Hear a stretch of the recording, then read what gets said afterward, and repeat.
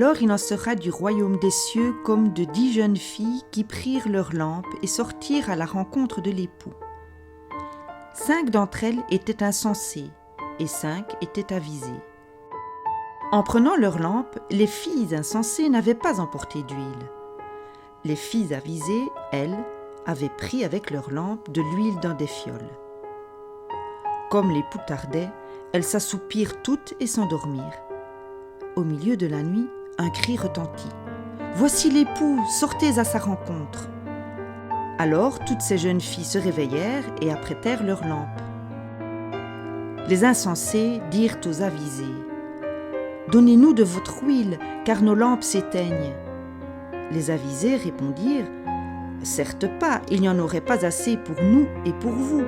Allez plutôt chez les marchands et achetez-en pour vous. » Pendant qu'elles allaient en acheter, l'époux arriva.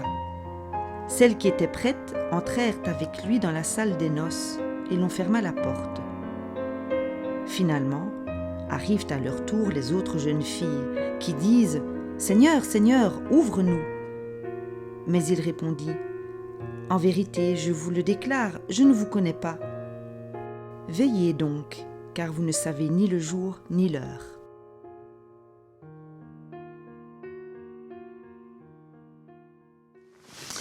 La forme littéraire du récit que nous lisons est ce qu'on appelle une parabole. Il y a de nombreuses paraboles dans les évangiles. Habituellement, on les comprend comme des comparaisons, c'est-à-dire des histoires qui partent de la réalité quotidienne pour illustrer un enseignement relatif au royaume de Dieu.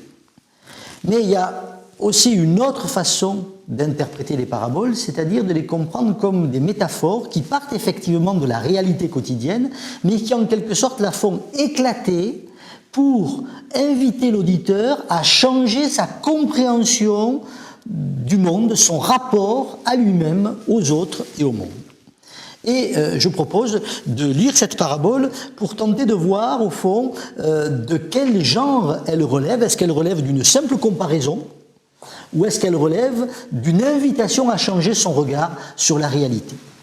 Alors, si on la lit comme une simple comparaison, eh bien, on va la traverser d'une façon assez classique, et c'est vrai que cette parabole est très connue, et que, habituellement, on n'a pas trop de peine, semble-t-il, à l'interpréter.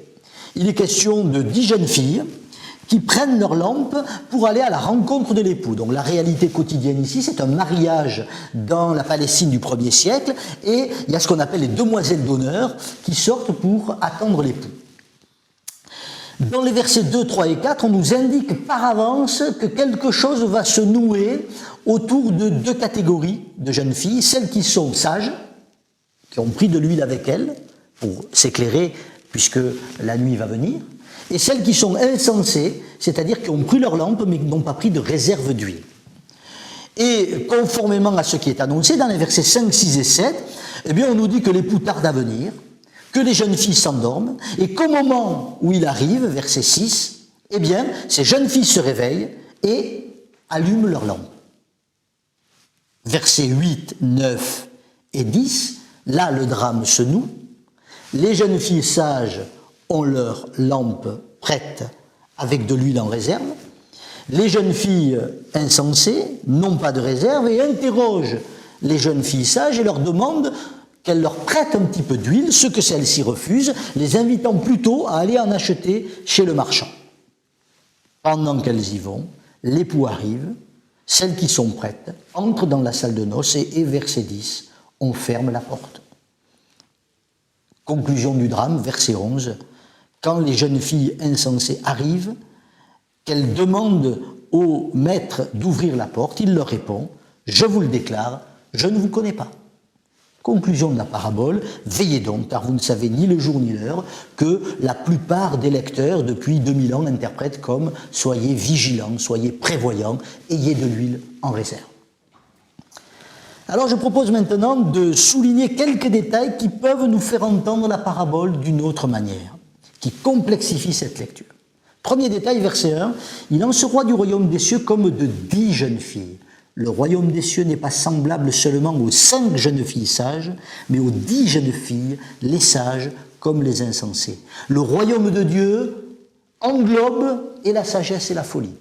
Le royaume de Dieu, ce n'est pas deux types de personnages, les élus et les réprouvés. Le royaume de Dieu, c'est en chacun de nous ce qui est sage et ce qui est insensé, l'espace du royaume et l'espace qui est en dehors du royaume. Le royaume de Dieu accueille en nous l'entièreté de notre personne, de notre sujet, avec ses failles, avec ses ambiguïtés. Deuxième détail, il concerne ces jeunes filles qui sont avisées.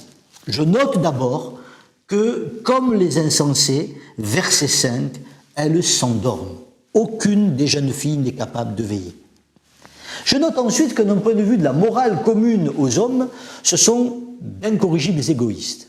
Pourquoi n'ont-elles pas prêté un peu de leur huile aux insensés? Pourquoi ne leur ont-elles pas proposé d'entrer dans la salle de noces à la lumière de leur lampe? Vous voyez que cette question un petit peu absurde souligne en tout cas qu'il ne faut pas lire les paraboles à partir de notre morale. Elles partent du monde commun, à chacun de nous, et à un moment donné, elles le font exploser.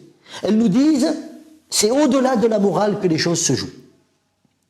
Ce qui veut dire qu'être sage, ce n'est pas être moral, ce n'est pas être solidaire, ce n'est pas être généreux, c'est autre chose. Alors c'est quoi être sage selon l'Évangile? C'est peut-être le troisième détail qui va nous éclairer. Ce troisième détail, il concerne l'huile, la fameuse huile, qu'au cours de ces 2000 ans d'interprétation de cette parabole, on a essayé de désigner comme étant les bonnes œuvres, la foi, la persévérance, la charité. Il y a quantité d'interprétations possibles. Or, je note que la parabole, elle, ne donne pas l'explication. La parabole laisse cette huile sans explication, sans décryptage. Serait-ce que ce décryptage est évident pour les auditeurs ou serait-ce qu'il n'est pas important?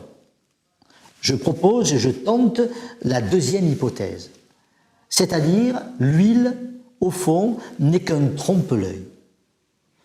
Pourquoi dire ça? Eh bien, je le dis à partir d'une question que je pose au texte, toute simple, toute bête.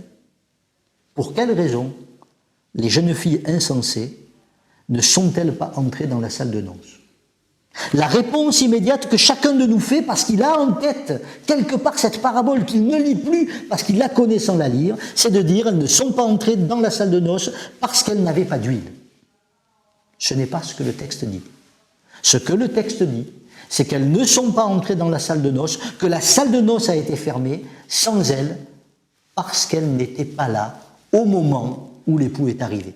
C'est donc que le manque d'huile et l'écoute du conseil, du mauvais conseil des avisés, les a fait aller chercher de l'huile chez un improbable marchand qui vend de l'avoir. Elles n'avaient pas d'huile, alors qu'il fallait être là. Et l'enjeu du récit, c'est de nous dire l'important n'est pas d'avoir, mais d'être là au moment essentiel, le moment de la rencontre.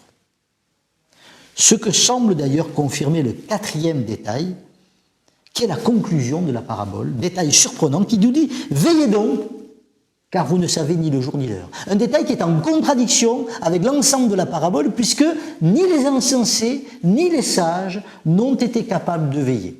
Et cet écart nous dit bien que l'interprétation de la parabole se joue ailleurs. Veiller, c'est être capable de désirer la rencontre. De désirer être là, quelle que soit notre condition, que nous soyons sages ou insensés, que nous ayons de l'huile ou que nous n'en ayons pas, il nous faut être non pas dans l'avoir, la possession ou le manque de quelque chose, mais il nous faut être dans le désir de la rencontre qui nous donnera accès à cette salle de noces.